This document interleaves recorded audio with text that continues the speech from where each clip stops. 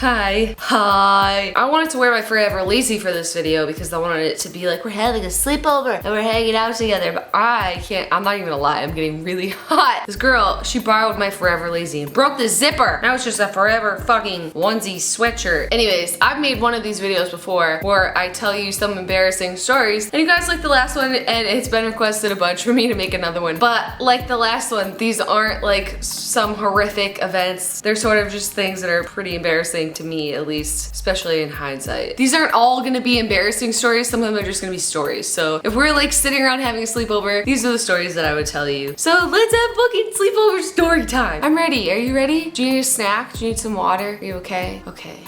First story, my brother is a fucking shithead. He was like 14 and I was like 12. And so I was like wearing deodorant and stuff. I would put my deodorant on my armpits. And I remember one time my brother said to me, you know, you need to put deodorant on your knee pits too. And I'm like, my knee pits? Like like just behind my knees, like on my legs? And he's like, yeah, they're pits too. Like you're gonna sweat and it's gonna be gross. Like you gotta put deodorant on your knee pits. And then I remember my mom came into my room and was like, what are you doing? I'm like, I'm putting deodorant on my knee pits, Mom. Devin told me I have to. They get sweaty and smelly and you gotta put, people don't do that? And I was like, fucking Devin, you jerk. For like 4 or 5 months, I was putting deodorant on my armpits and my knee pits.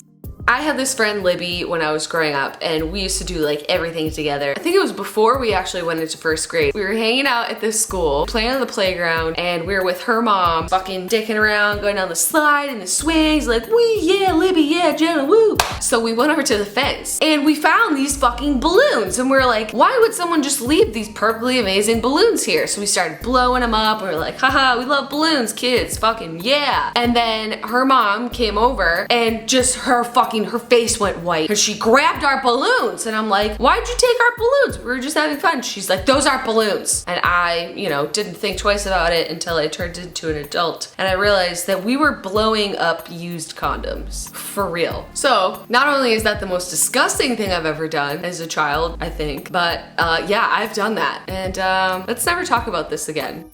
This is my next story. As you can imagine, I was a relatively imaginative child and I like to spend a lot of my time just off in my own little la-la land in my brain, just doing Jenna stuff. Like I was just a fucking weird ass kid. I was running around my backyard pretending that I was a buffalo, like a water buffalo, like a big one. I was like snorting and grunting and running around like, I'm a buffalo, no, here's my herd, come on herd. And like there's no one else with me, I'm playing alone. So I just get fucking all into my buffalo character. Like I'm just going ape shit. I'm buffalo. And I ran full force in my stampede of imaginary buffalo into the back of my mom's Honda, like her car. And I smashed her taillight open. I just remember her running out, me being like, something got in the way of our herd. Like, oh no. And she was like, Jenna, you just smashed my taillight open on my car. Like you could see the wires and the lights hanging out. And my head was fine. I was just sort of like, oh mom, I gotta get back to my game. Like you don't understand, the other buffalo, they need me. I'm their leader. That's pretty fucking embarrassing that as a child, I was so committed to my imagination that not even a car is gonna stop me from leading my fellow water buffalo to whatever the fuck we were doing.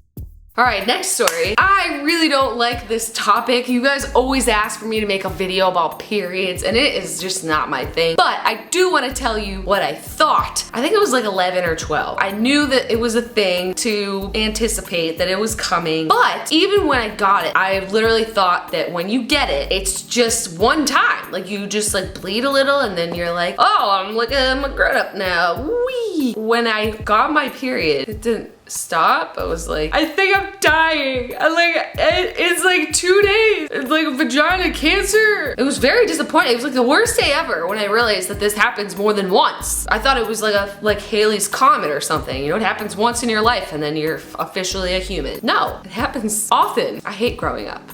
This is like horrible and I can't believe that I'm gonna admit this to you right now. I used to work at a day camp in Boston and I was the administrative assistant in the office. Clearly someone's house pet bird, not like a sparrow or something. It was like a little parakeet, like a little yellow bird. Flew into the Great Hall like windows and it just knocked itself out and fell to the ground. So the kids, who are like teenagers, they come running to the office with this bird that's like unconscious and they're like, Jenna, can we save the bird? It's still alive. Like, can can we keep him in the office and have him be an office bird? And I'm like, yeah, sure. I mean, why not? That sounds fun. I like birds. We put him in this like box that you keep papers in. Didn't have a top. The kids put like grass and leaves and shit in there. The bird's just sort of like half waking up but still laying down. And I'm getting ready to go home and I'm like, well, what do I do with this bird? Like all the kids got on the bus, they went home, and I guess I gotta take him home, right? I can't leave him here overnight. So I take the box, I put it in my car, I drive home, everything's fine. I get to my house and take the box out with the bird in it. He's been totally fine. He didn't wake up, he's not freaking out, he's just fucking laying there being an unconscious bird, but he's like blinking. So I go to take the box into my house and this motherfucker wakes up and just fucking flies like to a chain link fence like a few feet away from me, and I was just like, oh fuck, like this bird's gonna fucking fly away, like I gotta catch him. So I like really carefully put the box down. I'm like, I gotta catch this motherfucking bird, and I go like this to grab him and he flies up to a power line and I'm like, fuck, like he's almost in the trees, like he's about to fucking get away. And then before you know it, like 2 minutes later, he's just gone. He just flies into Boston, into the wilderness. I had this sort of like moral dilemma of what I'm gonna do. So of course my first instinct is to go to the pet store and to see if there's some bird there that could possibly pass off as this bird that the kids got, and there just wasn't. They were all green and they didn't look right. They were gonna know for sure. So the next day I went into camp and everyone was like, Jenna, where's the office bird? And I was like, you know what guys, I'm really sorry, but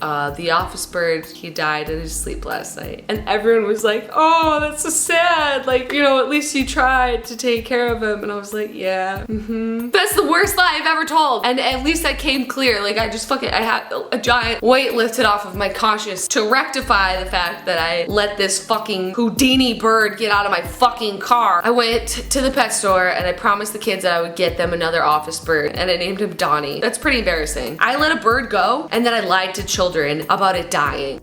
Alright, my last story was not me that was embarrassed. So there's this fucking kid named Brandon, like 2nd grade or something. Just not the brightest fucking bulb in the box. Me and a bunch of my girlfriends were sitting around holding a dictionary and like looking up bad words. You know, we're just fucking looking up like bitch and stuff like that. We're over there just like giggling. And this kid Brandon comes up and he goes, give me that. And we're like, alright. And so he starts like looking in the bees. And we're like, what are you looking for? I mean, we already looked up bitch. Like what are you looking for? Boobs? And he just looks up and goes, vagina. I'm looking for vagina. And we just started fucking dying laughing. We're like, oh, are you looking for vagina? Good luck finding vagina, Brandon. And when you find vagina, please tell us what vaginas mean. I don't know what a vagina is, but vagina. So yeah, those are some more embarrassing stories / just regular stories for story time. Kermit, do you have lots of stories? Yeah, you say sometimes when I jump up onto the bed, I underestimate how high it is and I just hit the side and fall down. Alright, so make sure you subscribe to our channel. We put out new videos every Wednesday / Thursday, but at least it's there. Do you know how much I love you? This much. Get this forever dick off